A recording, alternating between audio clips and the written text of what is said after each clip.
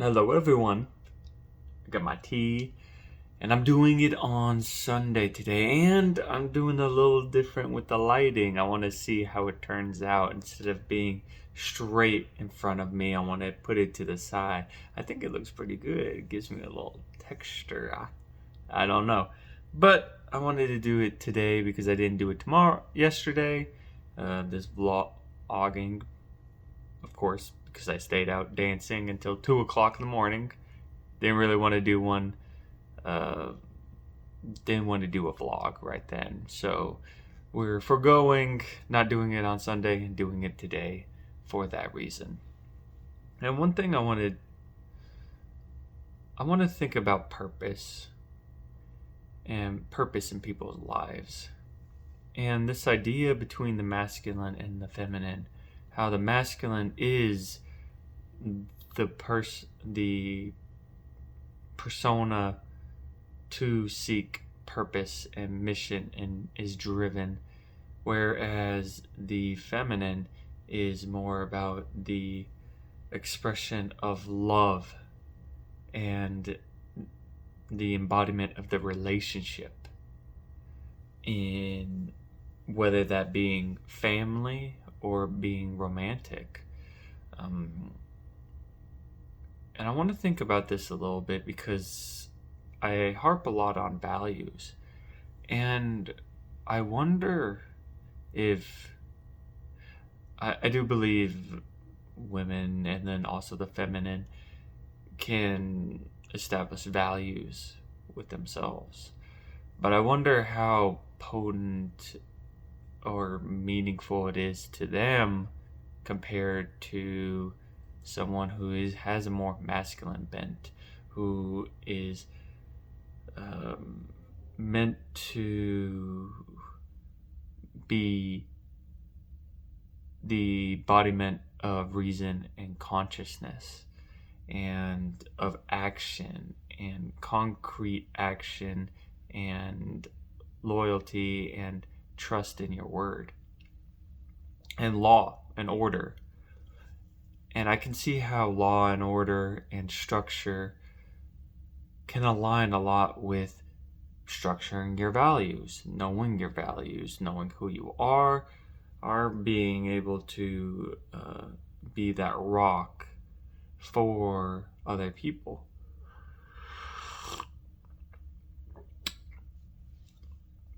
And in that aspect, David Data and in Way of the Superior Man talks about how the masculine has multiple purposes in their life, and also uh, you're continuously rediscovering yourself and your purpose as you go through life. So it isn't like you end up in one place and that's your purpose.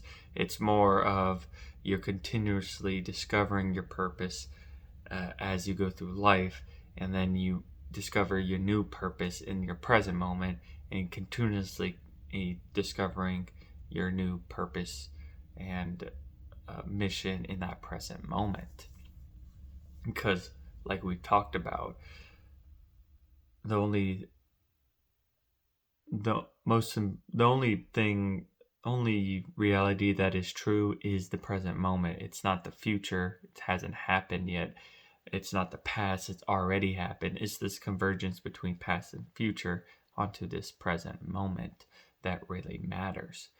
And with that, we continuously have to figure out our purpose in the moment, because the present moment is always changing, it's always different.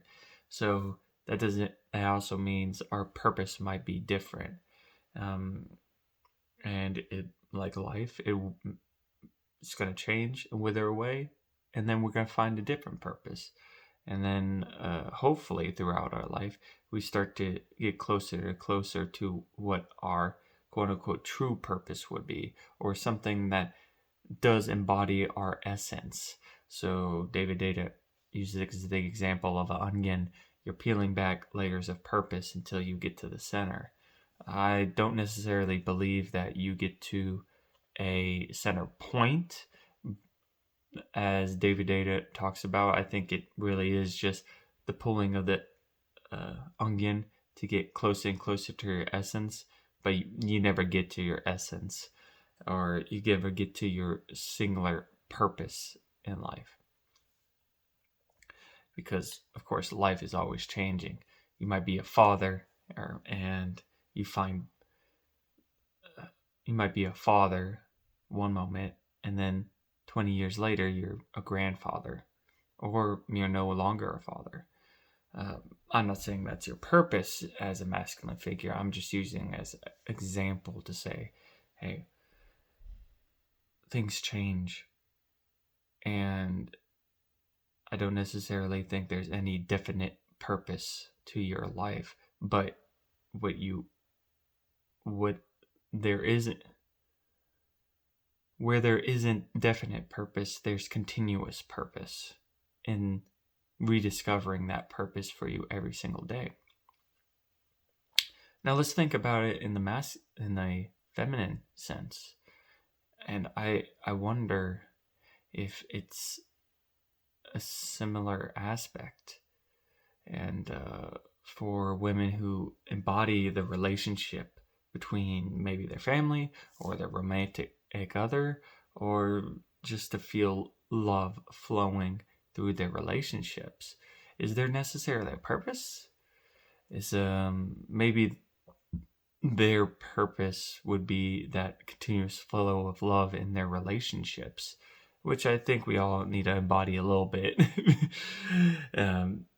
Of course, we have to have masculine and feminine in both of us and understand how to wield them to be complete human beings, but it's not necessarily 50-50.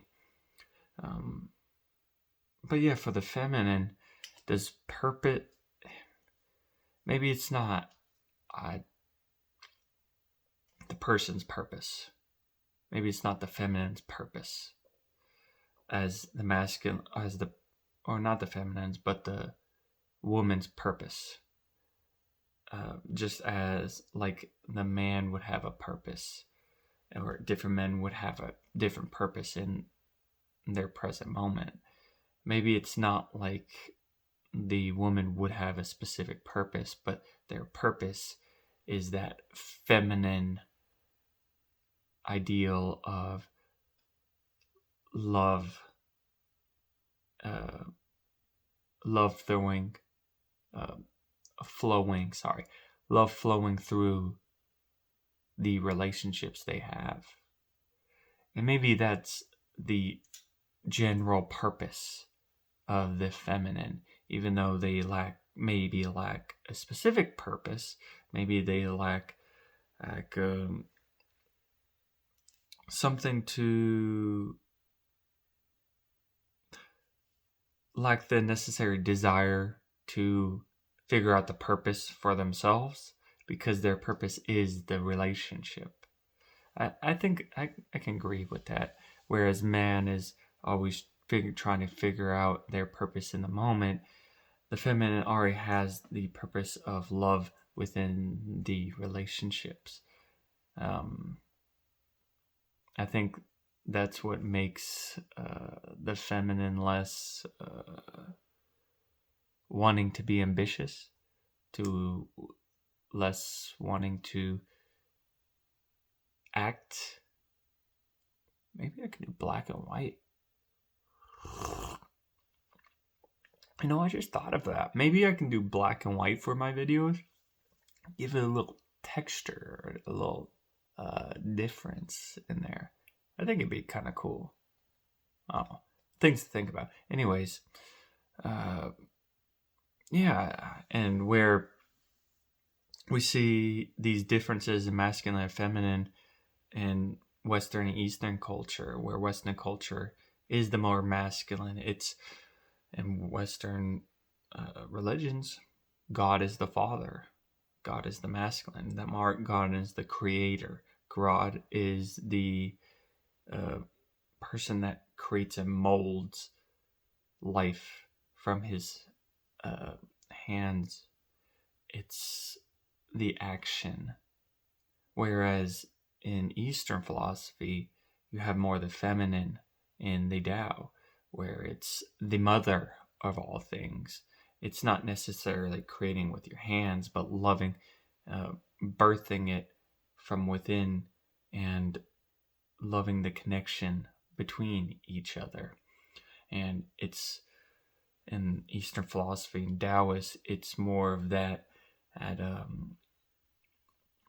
though it upholds more the feminine characteristics, where it's humility, it's letting chaos, working with the chaos, flowing through the chaos rather than trying to control it, and less about the ambition and trying to find purpose rather than being loving and present in the moment, loving the present moment as well. And I think there's something to say about the polarity, of course, masculine and feminine, but also East and Western society, of order and chaos, of the of purpose and love, and how these are certain polarities that play off between each other. I'm gonna keep thinking on that, and one of my books later on will be about that polarity. Well, not polarity specifically, but different laws in life. So one being life is a paradox. Everything's a paradox in life. And then I think one of them is the oneness of polarities, masculine and feminine, the father and mother, order and chaos, purpose and aimlessness. It's almost like all these are interconnected in some way. You could see that with pleasure and pain. Another concrete example where pleasure and pain are both in the brain. They're processed in the same part of the brain. So you can't have pain without pleasure, and pleasure without pain. It's another polarity, which is just interesting. And then, of course, they're one, because you can't have one without the other. So, yeah, it's interesting stuff. Interesting stuff. I do think I'm going to do the black and white. It's kind of cool. Actually, yeah, I might do that later. But anyways, I will see y'all tomorrow. Bye.